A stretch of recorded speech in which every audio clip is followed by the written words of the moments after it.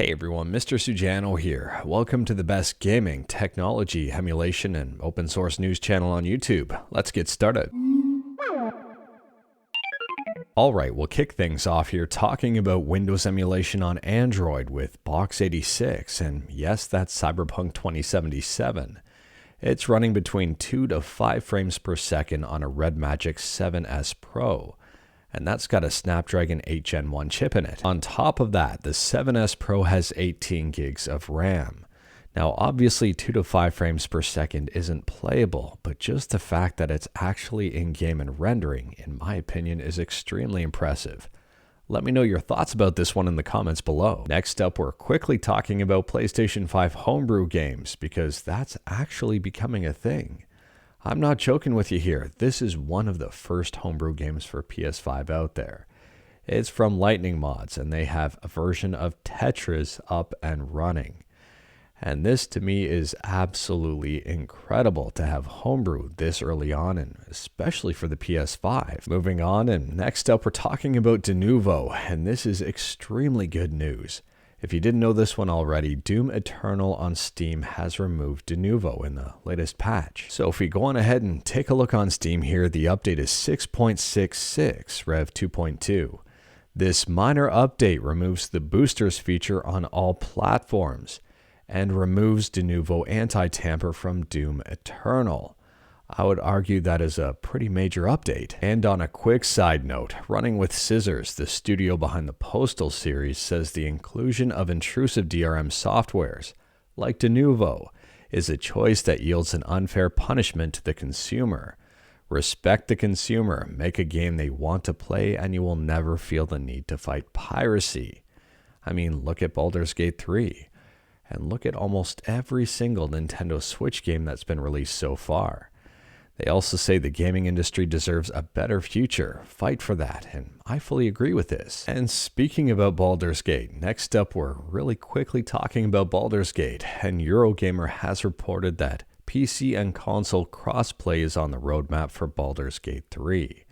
It's not there just yet, and we don't have a time frame when it's going to happen. But at the same time, this is also pretty awesome. Let me know your thoughts about this one in the comments below. Next up, we're talking about the Game Boy Advance, and 01 SP, arguably one of the largest adventure games on the Game Boy Advance that's not in English, is getting an English patch. I'll drop a link to this in the description below, and feel free to check it out. Furthermore, if you wanted to check out some gameplay, I'll drop a link to Trace's YouTube video of the game in the description below, and there's a 24-minute playthrough of this game with English translation. Next up, this one is kind of crazy. I'll drop a link to the article in the description below. A Japanese YouTuber was sentenced to 2 years in prison for sharing gameplay and anime videos. Apparently in one of those videos there was some gameplay shown and the ending to a visual novel. I guess the argument here is that if you can watch the visual novel on YouTube, similar to a movie, you don't really have to go and buy it for yourself. And the fine here was about 6,700 USD overall, 1 million yen.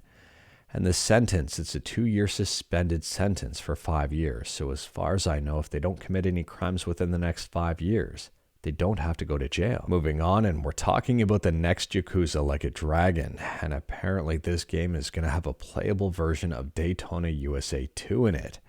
Daytona USA 2 never was released on consoles.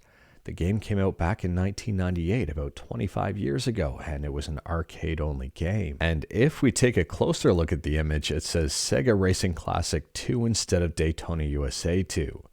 And if I'm not mistaken, that's because of licensing issues and just trying to avoid them. Oh yeah, and Fighting Vipers 2 is also going to be playable. Next up, we're talking about the Nintendo Switch 2, and development for the Switch 2 seems to be a bit further ahead than I thought.